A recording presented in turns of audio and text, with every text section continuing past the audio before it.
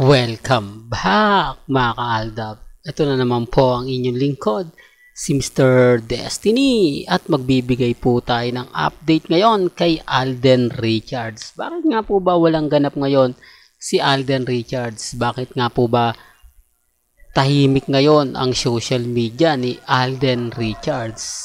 Ito na po yung pinaka-latest na ipopost po natin na taping po pala ngayon si Alden Richards. Biruin mo, 16 days na nga po pala ang taping. Sa mga nagtatanong, Mr. Destiny, ano bang taping yan? Ito po yung taping ng Pulang Araw na kung saan nga po, ngayon lang sinisimulan.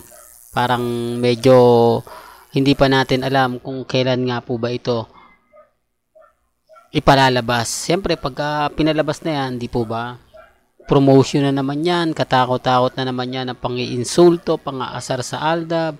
Didikit na naman po dyan si Sanya Lopez dahil partner ni Alden daw yon sa Pulang Araw. Pero hindi po kasi mainit eh. Kumbaga parang hindi pa gaanong pinapaingay. Alam nyo naman po pagdating sa social media, di po ba? May mga bagay-bagay na kailangan mo munang magsindi ng apoy.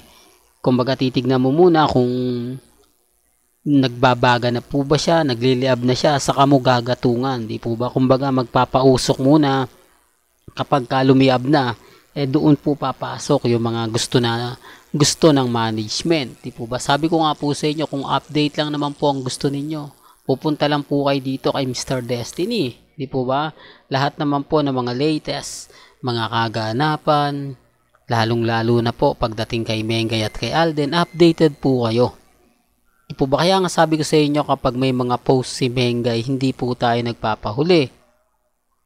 May mga update kay Mengay, madali na po natin makukuha. Di po, kaya nga hindi sila gaano nakakaporma kapag nagpo-post sila. Dahil nauunahan natin sila. Kapag sinabi nilang may post sa Instagram, sasabihin natin walang update si Mengay, fake news yun. Di po ba? Papakita ko kung bakit wala siyang update, kung ano na nga po ba yung nangyayari. Kaya nga sabi ko sa inyo, hati ang opinion ng mga netizen. Yung mga nagsasabi ng ganito, mga nagsasabi ng ganon. Sabi ko nga po sa inyo, kalmado ka lang, kampante lang. Malay nyo, bukas sa makalawa, di po ba? Tayo na po yung pinag-uusapan, tayo na po yung bida. Kaya nga po marami nagtatanong lagi sa channel ni Mr. Destiny, maraming nagko-confront sa atin, ako, kailan mo ba ititigil yung channel mo na yan? Magbago ka na ng content, wala nang nanonood, ayaw na ng Aldab. Okay lang. Di po ba? Dito naman po walang pilitan eh. Hindi naman po ako namimilit, di po ba? Lalong-lalo na po kapag ang Aldab pinag-uusapan. Tapos eto na naman po, mga ka-Aldab. Eto, bali-balita lang, mahal ba? May kanya-kanya tayong opinyon at pananaw. Base po sa mga nakukuha naming impormasyon, etong Stardust Makati Resto Bar, binili daw po ito nila Maine Polkerson at Alden Richards at ginawa nga pong bar. Para nga po daw ito yung hideout nila na kung saan po pwedeng pumunta na hindi na masyado napapansin pa ng mga netizen. Di po ba? Ito yung kumbaga exclusive na parang kumbaga Sofitel Hotel ni na Alden at ni Maine, na kapag pumupunta dyan si Alden, naandyan si Mengay. Yung tipong ganon mga ka-Aldab na normal lang napupuntahan ni Alden dahil pagmamay-ari po nila ni Mengay. Oops, issue na naman yan, Mr. Destiny. Alam mo kaya ka nababash eh. Kaya ka lagi na pag-iinitan. Ito po mga ka-Aldab sa mga nagtatanong. Alam nyo na agad yung lugar na yan.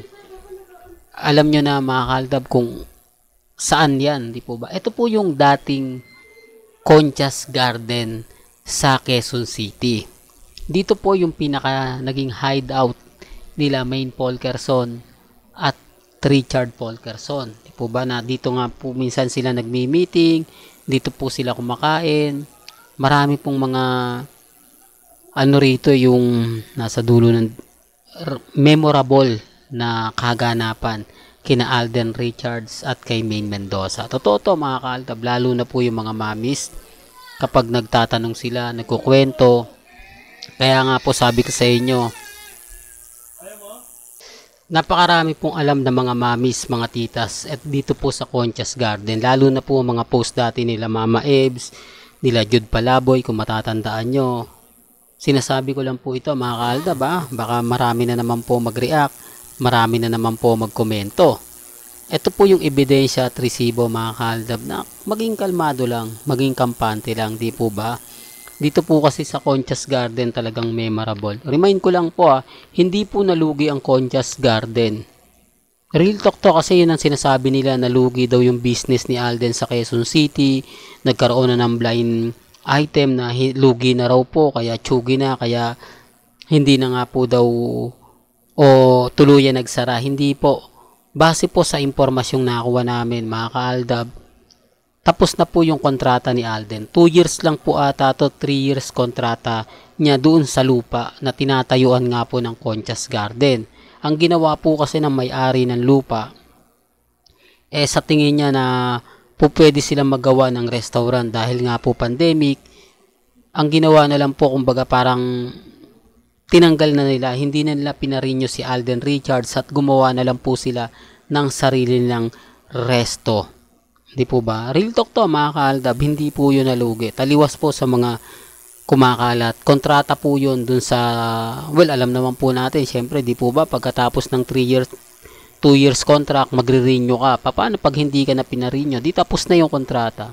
Di po ba? Ang dahilan na lang, keso ipagagawa, keso ganito, yung pala, yun din po pala. Kumbaga, binago lang yung mga pangalan, yung mga, kasi alam ng puntahan na siya, yung tipong marami nang kumakain, marami nang bumibisita, di po ba? Yung tipong pag pumunta ka ng Maynila, ng Quezon City, o doon muna tayo kakain, kaya lang pag iba na yung nakita mo, mapipilitan ka na rin, di po ba? Kumbaga naandun ka na Sinasabi ko lang po, mga kaaldab, kaya nga sabi ko sa inyo, yung Stardust, sigurado, 101%, ito po yun. Kaya po siguro, doon mismo, si Alden Richards kasi sa Quezon City medyo mas marami ng alam nyo na mga kaaldab, hindi katulad sa Makati na talagang exclusive. Sino nga po ba yung madalas makita sa Makati? Di po ba? Well, syempre si Maine Polkerson. So alam nyo na mga kaaldab, sinasabi ko lang po to, binibigyan ko lang po kayo ng mga update kung ano na nga po ba ang nangyayari, kung ano na nga po ba ang latest, kung ano na nga po ba ang mga kaganapan. Isa po yan sa rason kung bakit po mas maraming update si Mr. Destiny. Kung yung iba nagtataka bakit si Mr. Destiny laging ang daming update, mas marami po tayong nakukuha mga impormasyon base po kay Mengay at kay Alden Richards. Yung Armin wala naman po Di po ba? Kaya nga po inis na inis sila. Kumbaga naiinis sila dahil wala sila makuhang update. Naiinis sila dahil ako tuloy-tuloy po yung update natin. Mas kahit sabihin nila pangit ang boses naman yan, hindi maganda boses niyan, ang pangit niya mag-vlog. Marami pa rin pong dumadalaw kasi nga po mas marami silang nakikita, mas marami silang nalalaman. Hindi po ba? Kung ano na nga po ba yun nangyayari at nagaganap sa channel ni Mr. Destiny. Hindi po ba kung babaliktad na po ba ako o hindi? Tama ba yung mga komento nila sa akin? Di po ba kung naiinis nga po ba ako sa mga sinasabi nila? Kung bibitiw na ba sa Aldab? Yan ang gusto nilang marinig na ibabalita ako. Real talk yan mga kaaldab. Yan ang gustong gusto nila. Kaya nga sabi ko sa inyo, may mga bagay-bagay po na mahirap talagang ipaliwanag. Lalo na nga po kapag ang pinag-uusapan ang Aldab Nation. Kaya relax lang po kayo lagi. Huwag po kayo magpapa-apekto. Huwag po kayo magpapadala. Pag dumating po kasi yung point na kumbaga nagpapadala kayo, nagpapa-apekto kayo, wala na, po ba? Real talk to mga kaaldab, yun lang naman po kasing hinihintay nila. Well, hanggang dito na lang po ang ating latest updates. Kaya kung gusto niyo pa po ng pinaka-latest at sariwang update, abay tumutok lang po kayo dito po sa channel ni Mr. Destiny para updated po kayo sa mga latest at sa mga bagong video po na ilalabas po natin maya-maya lang. Kaya kung bago ka lang sa channel na to at isa kang true-blooded Aldab Nation na nagmamahal po kila Mengay at Tisoy, tama po ang channel na pinuntahan mo, kaya consider na po kitang bagong subscriber. At huwag mo kalimutang i-share ang mga video po natin sa mga mami, sa mga titas at sa mga senyor. Hanggang sa muli, salamat po sa panonood at pakikinig.